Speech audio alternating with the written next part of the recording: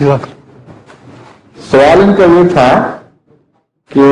حضرت مسیح موعود علیہ السلام کا ایک الہام ہے کہ جلی اللہ فی ظلل الانبیاء، اس کا کیا مطلب ہے؟ حضرت مسیح موعود علیہ السلام مختلف انبیاء کے لبادوں میں کیسے ہو گئے؟ اس کا میں نے ان کو یہ جواب دیا ہے کہ مختلف انبیاء نے اسی زمانے میں جس میں سے ہم گزر رہے ہیں، اسی زمانے میں دوبارہ آنے کی پیشگوئی کی تھی۔ مثلا حضرت کرشن نے کل کی جو تصویر کھینچی ہے، حضرت مسلم موعود نے اپنی تفسیر کتاب دعوت الامیر میں اس میں سے اقتباسات درج کیے ہیں، بالکل یہی زمانہ ہے۔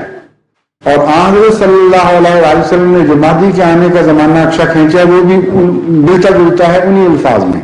حضرت کرشن کی پیشگوئی سے، اور حضرت مسیح نے جو آنے کی پیشگوئی کی ہے وہ بھی اسی زمانے پہ صادق آتی ہے، اور اسی طرح دیگر انبیاء نے اپنے آنے کی پیشگوئی کی۔ تو کیا یہ ہونا تھا کہ اس ایک ہی زمانے میں مختلف نبی اکیلے اکیلے الگ الگ آتے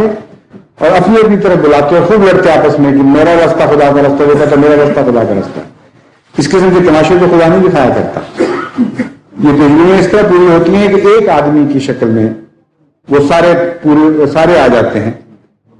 اور اس وقت اس پیشگوئی کی اہمیت یہ ہے کہ جس ذات میں یہ پیشگوئی پوری ہوئی اس کا دعویٰ یہ تھا کہ میں محمد رسول اللہ علیہ وسلم کا غلام ہوں۔ تو عملاً خدا نے تمام گزشتہ انبیاء کو گویا حضرت کے زمانے میں بطور غلام پیدا کر دیا، اور آپ کی فضیلت ثابت ہو گئی۔ میں نے بتایا کہ یہ وہی چیز ہے جو معراج میں رسول کریم صلی اللہ علیہ وسلم کو دکھائی گئی تھی کہ آپ نے تمام انبیاء کی امامت کروائی۔ وہ تو ایک تشریح واقعہ تھا،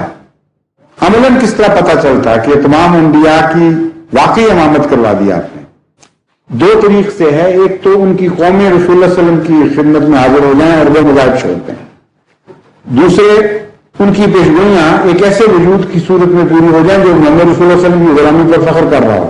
تو عملاً ان کے امام بن گئے۔ تو یہ جو ظلل الانبیاء والا الہام ہے یہ اس دوسرے حصے کو واضح کر رہا ہے کہ حضرت صلی اللہ علیہ وسلم کا غلام دوسرے انبیاء کا مظہر بن گیا، اور ثابت ہوا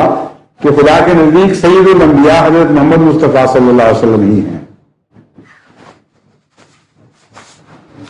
اب ہاتھ بہت ہیں اٹھنے والے